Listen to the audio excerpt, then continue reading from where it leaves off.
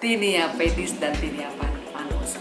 Jadi penyakit ini adalah penyakit jaringan kulit di mana karena jamur dermatofita yang mengenai kulit bagian superficial, juga bisa rambut dan kuku. Dan ini termasuk pada penyakit yang menular tentunya. Dan penyakit ini bisa disebarkan melalui berbagai cara, yaitu bisa dari manusia ke manusia, tersebut dengan antropofilik, ataupun bisa berupa dari binatang ke manusia, yaitu berupa zoofilik, yaitu bisa dari kucing, dari anjing, ya, dan juga bisa berasal dari geofilik atau manusia yang berhubungan kontak dengan tanah pada saat berkebun tentunya. Pendahuluannya, Tinea manus etedis merupakan infeksi jamur dermatofita pada kulit dan termasuk kelompok penyakit dermatofitosis. Dermatofitosis ini disebabkan oleh tiga jenis jamur, yaitu epiderpiton, trichopiton, dan microsporum. Secara epidemiologi diperkirakan 10 hingga 25% populasi di dunia mengalami infeksi dermatofita.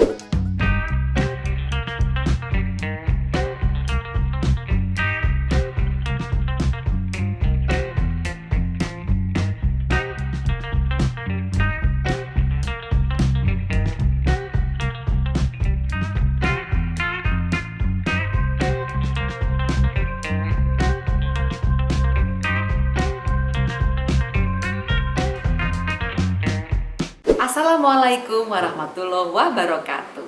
Halo pemirsa semua, saya pada kali ini ditemani dengan Citos akan membuka suatu presentasi yang akan disampaikan oleh Fakwita Sona Putri dengan judul apa, Citos?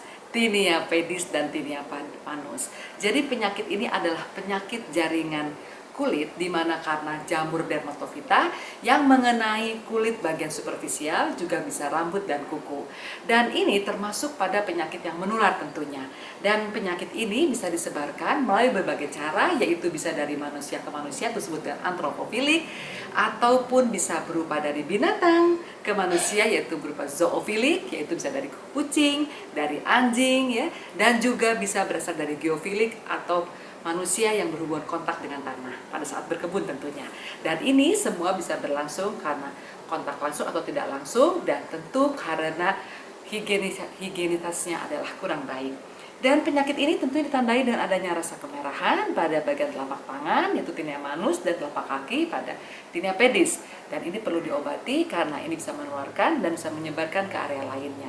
Hanya ada perbedaan antara tinea pedis dan tinea manus, di mana pada tinea pedis secara klinik ada beberapa hal, ada beberapa bentuk, yaitu bisa mengenai sela jari kaki disebut dengan interdigitalis, ada juga bentuk yang permukaan kulitnya menebal atau disebut dengan hiperkeratotik, ada juga yang bentuknya beruntusan disebut dengan vesikulosa. Sedangkan umumnya kalau pada tinea manus atau pada telapak tangan, bentuknya bisa kekeringan pada telapak tangannya. Baiklah pemirsa, untuk lebih singkatnya kita mulai saja ya presentasinya, yaitu dari Fakwita Sona Putri. Diikuti videonya. Bismillahirrahmanirrahim. Assalamualaikum warahmatullahi wabarakatuh. Sebelumnya, terima kasih untuk Twitter Nenden serta teman-teman yang telah hadir pada hari ini. Pada ini saya akan mempresentasikan tentang Tinea manus etpedis. Untuk pendahuluannya, Tinea manus etpedis merupakan infeksi jamur dermatofita pada kulit dan termasuk kelompok penyakit dermatofitosis. Dermatofitosis ini disebabkan oleh tiga jenis jamur, yaitu epiderpiton, trichopiton, dan microsporum. Secara epidemiologi diperkirakan 10 hingga 25% populasi di dunia mengalami infeksi dermatofita. Data epidemiologi terkait Tinea pedis telah banyak dilaporkan, namun data mengenai Tinea manus masih terbatas. Satu studi dari kasus Tinea manus dapat disimpulkan menunjukkan bahwa sindrom dua kaki atau satu tangan adalah presentasi klinis yang paling sering, sekitar 65%. Diikuti Tinea pedis bilateral dengan Tinea manus bilateral sekitar 19,3%, dan Tinea manus unilateral 11,8%, serta Tinea manus bilateral sekitar 3,9%. Yang pertama, definisi untuk Tinea manus sendiri adalah Tinea manus adalah dermatofitosis pada tangan yang sering terjadi pada tangan yang dominan digunakan dan sering berhubungan dengan Tinea pedis. Tinea manus sendiri merupakan infeksi dermatofitosis superficial pada satu atau kedua tangan, dan keterlibatannya mencakup hingga telapak tangan. Biasanya keluhannya bervariasi dari mulai tidak ada keluhan hingga dengan rasa gatal yang hebat serta rasa nyeri. Untuk epidemiologinya sendiri, tinea madus ditemukan tersebar di seluruh dunia. Lebih sering dijumpai pada daerah tropik dan subtropik. Diperkirakan 10 hingga 25% populasi mengalami infeksi dermatofita. Angka kejadian tinea manus diperkirakan berkisar antara 0,3 hingga 13%, tergantung pada lokasi geografisnya. Kemudian satu studi dari Tinea Manus menunjukkan bahwa data sindrom dua kaki atau satu tangan merupakan presentasi klinis yang paling sering, dengan tinea pedis bilateral dan tinea bilateral sekitar 19,9%, dan tinea manum unilateral 11,8%, dan tinea manum bilateral 3,9%. Untuk etiologinya, tinea manus disebabkan oleh dermatofita dan penyebab tersering di seluruh dunia merupakan Trichopiton rubrum. Dermatofit yang lainnya yang terlibat ada Trichopiton mentagropites, Epidermiopiton flocosum, dan Trichopiton verrucosum, serta Trichopiton interdigillate, dan yang terakhir Microsporum canis. Untuk patofisiologinya sendiri, perbedaan sistem imun pada individu memiliki faktor risiko terhadap infeksinya jamur. Respon imun diperantari oleh sel dan diterima sebagai tanggung jawab atas pengendalian infeksi dermatofita. Pada pasien imunosupresi didapatkan seperti pasien HIV atau AIDS, diabetes, sindrom Cushing, ataupun penggunaan kemoterapi lainnya merupakan predisposisi inang yang terhadap infeksi tinea. Tinea merupakan infeksi yang dapat diperoleh dengan kontak langsung dengan individu, serta bisa dari hewan, tanah yang ditularkan oleh vomites, atau dengan autoinklusi dari reservoir di tangan yang menyerang kulit untuk proliferasi jamurnya. Yang pertama untuk klasifikasinya ada bentuk interginosa, manifestasi klinisnya berupa maserasi, desquamasi, serta erosi, dan sering terjadi pada digiti 4 dan 5. Tampak warna keputihan yang basah dan terjadi visura yang terasa nyeri bila tersentuh. Dan infeksi sekundernya sendiri menyerupai visura, dan lesi dapat meluas sampai ke kuku dan kulit-kulit jari. Bentuk klinik ini dapat berlangsung bertahun-tahun tanpa keluhan sama sekali. Untuk yang selanjutnya, bentuk vesikular akut. Pada bentuk ini terlihat vesikel papul, ataupun kadang-kadang ada bula. Kalian ini dapat dimulai pada daerah sela-sela jari, kemudian meluas ke punggung tangan hingga telapak tangan. Vesikel merupakan cairan jenih yang kental. Setelah pecah, vesikel meninggalkan sisik yang berbentuk lingkaran disebut korolet. Dan di sini juga terdapat yaitu central healing, yang dimana tepinya lebih aktif daripada sentralnya. Yang ketiga ada bentuk mosakin, yaitu bentuk ini di seluruh telapak tangan, dari tepi sampai punggung tangan terlihat kulit yang menebal dan berskuama. Eritema biasanya ringan terutama pada bagian lesi tepi.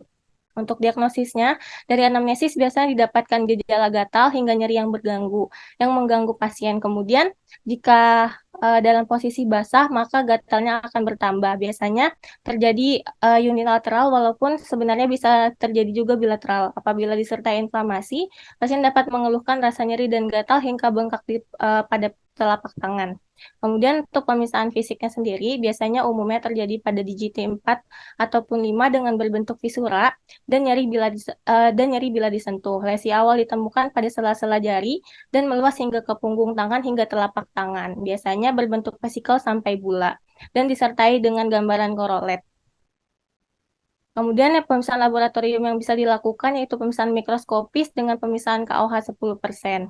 Kemudian dilanjutkan pemisahan kultur. Pemisahan kultur memiliki hambatan berupa biaya yang mahal, waktu yang lama sehingga tidak rutin dilakukan. Namun pemisahan kultur ketika terapi oral jangka panjang diberikan bila diagnosis meragukan.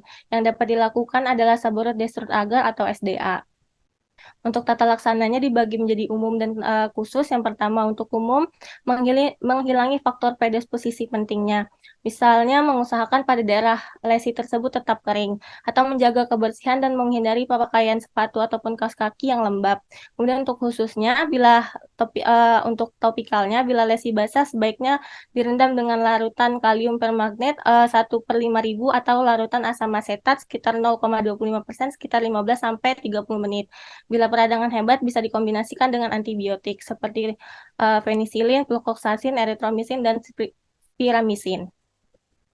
Untuk prognosisnya, infeksi kronik tidak jarang terjadi bila penyebabnya adalah Trichopiton rubrum yang tidak diobati dan ditangani dengan baik. Prognosis pada pasien tinea manus jika didiagnosis dengan tepat dan penanganannya tepat, yaitu baik. Yang selanjutnya tinea pedis, yaitu tinea pedis merupakan infeksi dari jamur superfisial pada kaki, dermatopita pada kaki yang mengenai sela-sela jari dan telapak kaki. Tinea pedis juga dikenal sebagai kurap kaki, yaitu infeksi pada kaki yang mengaruhi telapak kaki, celah interdigital kaki, dan kuku. Untuk epidemiologinya, prevalensinya sekitar 10%, terutama disebabkan oleh oklusif alas kaki. Indonesia termasuk wilayah yang baik untuk pertumbuhan jamur, sehingga dapat ditemukan hampir di semua tempat.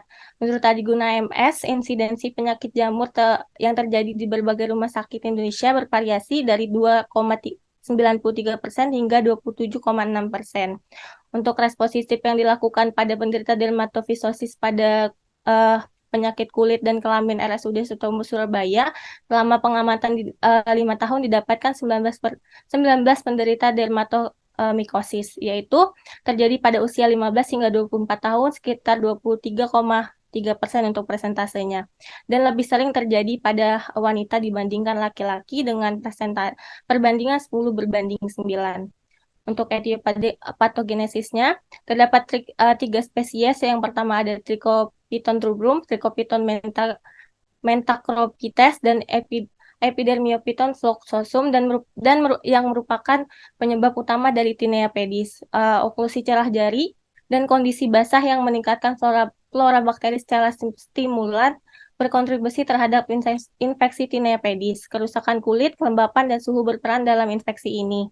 Kemudian ada penetrasi fase adherens, yaitu spora akan tumbuh dan memasuki stratum corneum dengan cepat, lebih dari waktu deskomasi epidermis. Penetrasi didukung dengan keluarnya enzim protease, lipase, dan mesolitik yang membantu pertumbuhan nutrisi dari fungi sendiri.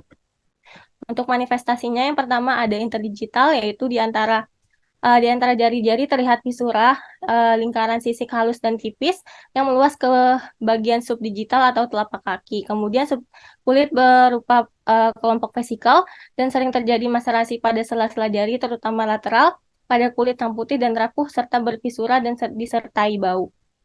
Kemudian ada mosasin foot, yaitu papul squamosa hiperkerotik yang menahun pada seluruh kaki dari telapak kaki, tepi hingga punggung kaki yang terlihat menebal dan persisik.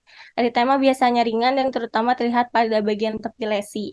Kemudian tepi lesi juga dapat dilihat papul, terkadang juga ada vesikel. Sering dijumpai di daerah tumit, telapak kaki, kaki bagian lateral, dan biasanya bilateral. Kemudian ada bentuk subakut yang terlihat vesikel atau vesikopapul, kadang-kadang ada bula, yaitu vesikobulasa. Kelainan ini mula-mula terdapat pada daerah sela kaki dan meluas hingga ke punggung kaki. Di sini ada vesikobulosa dan vesikopustul. Kemudian infeksi sekundernya dapat terjadi sehingga menyebabkan selulitis, lymphanginitis, dan kadang-kadang menyerupai erisipelas. Untuk bentuk yang terakhir yaitu bentuk akut ulceratif pada telapak dengan maserasi, madidans, dan bau. Diagnosis tinea pedis sulit diperkirakan karena pemisahan kerokan kulit dan kutu sering tidak ditemukan jamur. Untuk anamnesisnya kurang lebih sama dengan tinea manus, yaitu keluhan pada kulit kaki yang gatal dan bersisik, keluhan kulit kaki yang mudah mengelupas dan basah. Kemudian ada faktor penyebab tinea pedis, yaitu higienitas kaki yang kurang baik dan riwayat penyakit lain pada pasien. Pada pemisahan fisiknya, secara umum ditemukan pada jari kaki. Athlete foot biasanya didiagnosis dengan inspeksi dari kulit, tetapi jika diagnosis tidak pasti, maka akan dilakukan pemisahan dengan KOH. Untuk diagnosis bandingnya ada 3. Yang pertama dermatitis kontak alergi, yang kedua ada psoriasis putulosa, dan yang ketiga ada skabies pada kaki.